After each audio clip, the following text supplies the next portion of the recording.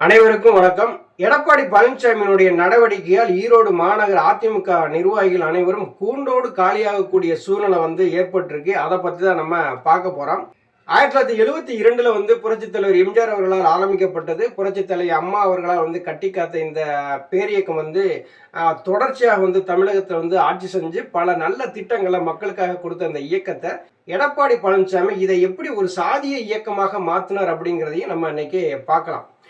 எடப்பாடி பழனிசாமி தன்னிட்ட இருக்கிற ஆள் பலத்தையும் பணபலத்தையும் வச்சு செயற்குழு பொதுக்குழுவை கூட்டி அவர் பொதுச் செயலாளராக தேர்ந்தெடுக்கப்படுகிறார்.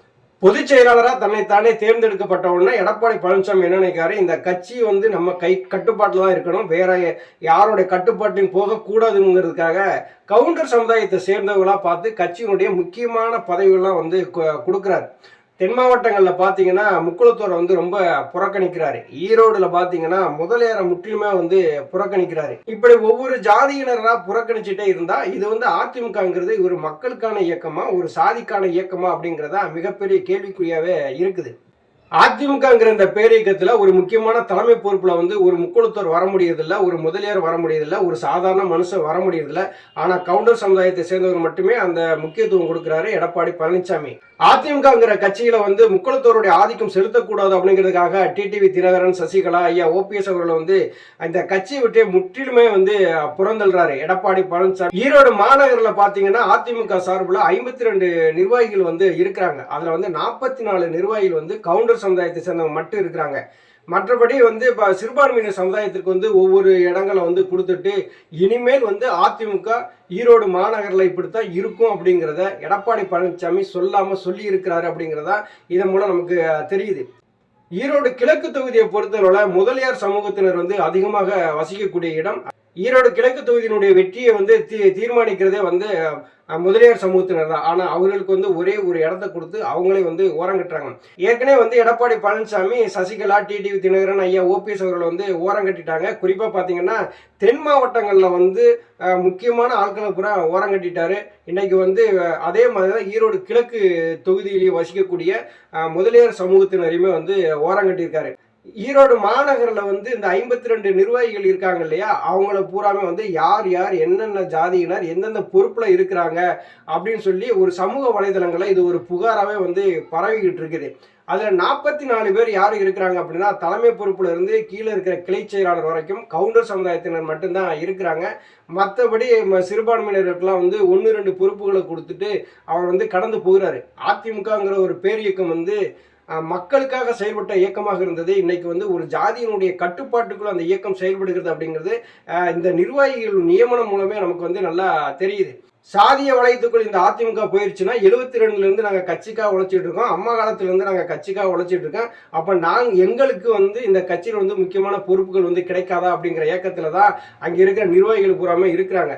எடப்பாடி பழனிசாமியினுடைய செயல்பாடுகள் சரியில்லாதனால அங்கே இருக்கிற நிர்வாகிகள்லாம் நாங்க ராஜினாமா பண்ண போறோம் அப்படிங்கிற ஒரு சூழ்நிலைக்கு உருவாயிருச்சு. ஈரோடு கிழக்கு தொகுதின்னு சொல்லி பாத்தீங்கன்னா நம்ம யாருமே மறக்க முடியாது. அங்கேதான் இடைத்தேர்தல் நடந்தது. இரட்டை இலை சின்னத்தை கையில வச்சுக்கிட்ட எடப்பாடி பழனிசாமி 64,000 வாக்கு வித்தியாசத்துல மிக படுதோல்வியை சந்திச்சாரு. அப்ப சாதி ரீதியாக அங்கே கட்டமைப்பை உருவாக்குறதுனாலதான் அங்க இருக்கிற நிர்வாகிகள் சரியா வேலை செய்யலையோ அப்படிங்கிற ஒரு ஐயப்பாடு இன்னைக்கு ஏற்படுகிறது. ஏன்னா கலந்து எல்லாத்துக்கும் பொறுப்புகளை போட்டிருந்தா இன்னைக்கு ஒத்து சேர்ந்து வேலை செஞ்சு வெற்றியை பெற்றிருப்பாங்க. அப்ப ஜாதி ரீதியா போகும்போது ஒரு ஜாதி சார்ந்து இங்க அரசியல் அதிமுக போகும்போது நமக்கு என்ன வேலை அப்படிங்கிறது தொண்டர்களும் ஒதுங்கிட்டாங்க, பொதுமக்களும் ஒதுங்கிட்டாங்க. இடைத்தேர்தலில் மிகப்பெரிய தோல்வியை சந்திச்சாரு எடப்பாடி பழனிசாமி. தென் மாவட்டங்களில் இருக்கிற முக்குளத்தோரை பகைச்சது போல இன்னைக்கு ஈரோடு பகுதியில் இருக்கிற முதலியார் சமூகத்தினரையும் இன்னைக்கு எடப்பாடி பழனிசாமி பகைச்சிருக்காரு. அதிமுகவை எப்படி வழிநடத்த போறாருன்னு தெரியல. சாதிய கட்சியா மாறினா எடப்பாடி பழனிசாமி ஓரங்கட்டப்படுவார் அப்படிங்கிறதையும் அங்க இருக்கிற நிர்வாகிகள் வலைதளங்கள் மூலம் பரப்பிக்கிட்டு இருக்கிறாங்க. எடப்பாடி பழனிசாமியினுடைய அரசியல் நாளுக்கு நாள் வீழ்ச்சி அடைகிறதே தவிர வளர்ச்சிக்கான பாதையை கொண்டு செல்லல. அதிமுகவை மீண்டும் படுகொலியில தள்ளுறதுக்கு எடப்பாடி பழனிசாமி மும்மரமா வேலை செஞ்சுட்டு இருக்காரு. ஐயா ஓபிஎஸ் அவர் என்னைக்கு அதிமுகவில் விலக்கப்பட்டாரோ, என்னைக்கு ஓரங்கட்டப்பட்டாரோ, அன்னையிலிருந்து அதிமுகவுக்கு அழிவு காலம் ஆரம்பமாயிருச்சு. தென் மாவட்டங்கள்ல தான் இந்த மாதிரியான பிரச்சனை நடக்குது. அதிமுக முக்கிய பதவிகளில் முக்குளத்தோர் வர முடியல அப்படிங்கிற நிலைமை ஏற்பட்டதோ அதே மாதிரிதான் மேற்கு மண்டலத்திலையும் ஒரு முதலியார் ஒரு கட்சியின் முக்கிய பொறுப்புக்கு நம்மளால வர முடியல அப்படிங்கிறதையும் முதலியார்கள் இப்பதான் யோசிக்க ஆரம்பிச்சிருக்காங்க.